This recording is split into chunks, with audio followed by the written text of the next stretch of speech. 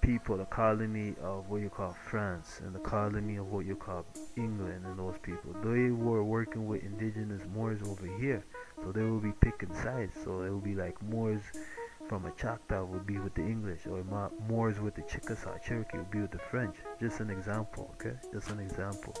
And they will have to be fighting amongst each other, picking sides, and that will be causing more confusion, because at the end of the day, both of you Moorish Americans will both lose, okay? And the French and the English will just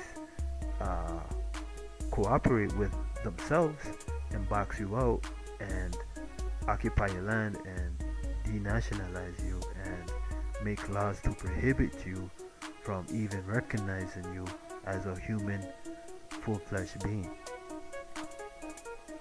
Okay, so now we're talking about science and mythology and history all in infusion into one, including with the etymology of words, because the language is talking about the culture, and the culture brings towards unification, okay? Because culture is used to unify, okay? We use the arts as culture, and the culture is used to unify. Art of war, okay? Like all talking about being militant, being disciplined. So when you're talking about who's who, that's what you're talking about. That's the Beta Cana Israel down in continental Africa, you know, and the Alpha Israel is us Moorish Americans, North, Central, South, and the adjoining islands, Americas. And the 13th tribe, for those Hebrew Israelites, who don't know by now, the 13th tribe was or is Dan. Okay, Dan, and that's the 13th tribe.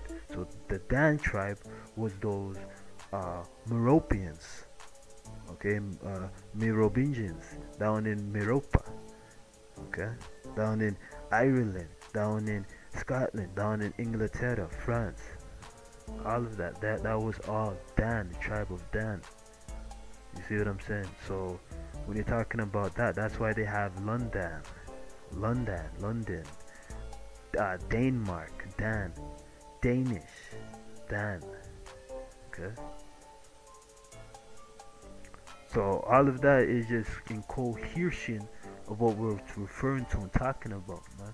And again, those Yahudi Moors, Jewels, you know, the real Canaanites of Spain and Portugal, they were just going back to their ancestral land. Those are what you call like the Berbers, the Ebers, Shemites. Those were Moroccans, man.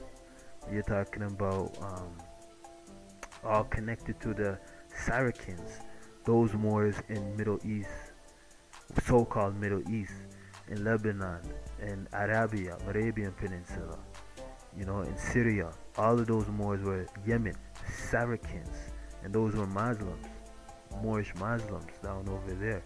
They were part of the El Moroccan Empire. That's northeast of Mexico, you know. So all of that is referring to a people that's tied to the Canaanites, Canaan, okay? And it goes before the Biblos. It goes before the Bible. Alright? It has great reverence. So when we're talking about who's who, we're talking about those Moorish Americans fulfilling that.